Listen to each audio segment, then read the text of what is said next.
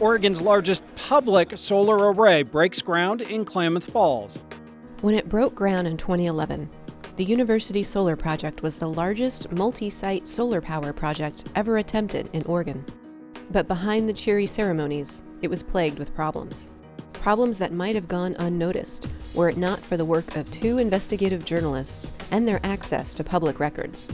Thanks to their reporting, 2 men are in prison, and $13 million was returned to the state of Oregon.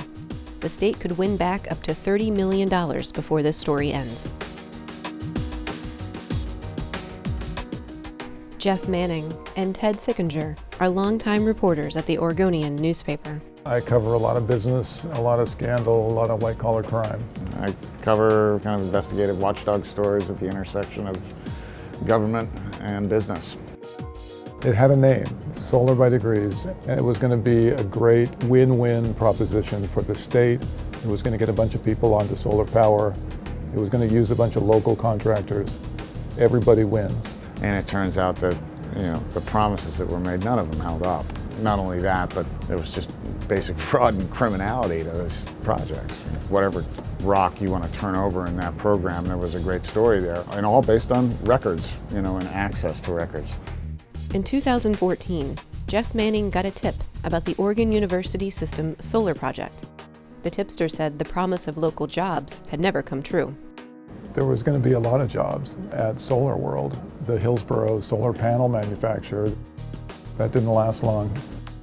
They used this other contractor who ended up hiring prison labor, being paid 93 cents an hour, to assemble these solar panels instead of them supporting family wage jobs here in Oregon. And as we found out later, that was the tip of the iceberg.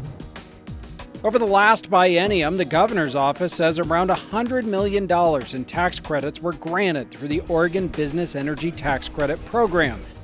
The tax credit was the key piece of financing for this. Without the state covering 50% of the costs, there was no way that these projects were ever going to get done. To qualify for the tax credits, the developer had to prove construction had started by a certain date. There was a key deadline of April 15th, 2011 that they had to be under construction by. There was really only 3 documents that addressed that at all.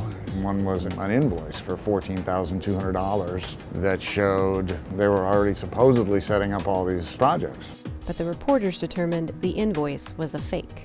The engineering license, there was no record of that. I looked up the address that the company was at. The address didn't exist, and the phone number didn't exist. Ted came sprinting over to my desk with this piece of paper and said, "This is fraud!" That developer went bankrupt, and the state then hired Solar City to see the project through. But it turns out Solar City hadn't just used prison labor. The reporters used public records to show how the company inflated project costs to the state. By inflating its costs, Solar City was able to pocket millions more in state tax credits. Their reporting led to a Department of Justice investigation that determined the company inflated project costs by more than 100%. Behind this entire project was Martin Shane, a Seattle-based renewable energy consultant hired to make Solar by Degrees a reality. So he was the guy who masterminded these fraudulent documents being submitted to the state. He was bribing a Department of Energy manager to help him find buyers for tax credits. They are both serving federal sentences and state sentences. Had Mr. Sickinger not written that original article, this crime would not have been discovered. The state was able to claw back $13 million from Solar City. I think there's probably a total of closing on $3 million in fines that they've levied against Martin Shane.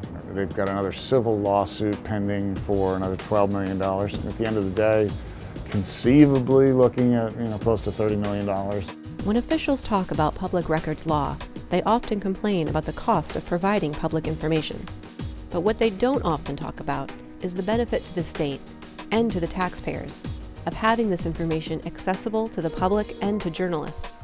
The reporting was accurate, it was helpful to us, it started this whole thing. I, for one, am very grateful that he was able to get the records and that he was able to do the reporting that he did. If the solar project shows anything, it's that it's in the public's interest, the taxpayer's interest, to have this kind of information accessible. Sometimes it's hard to put a value on transparency. Not in this case. The Oregonians' use of public records led to investigations and fines that benefited the government to the tune of $13 million, and counting. That's the power of public information. That's what a little sunshine can do.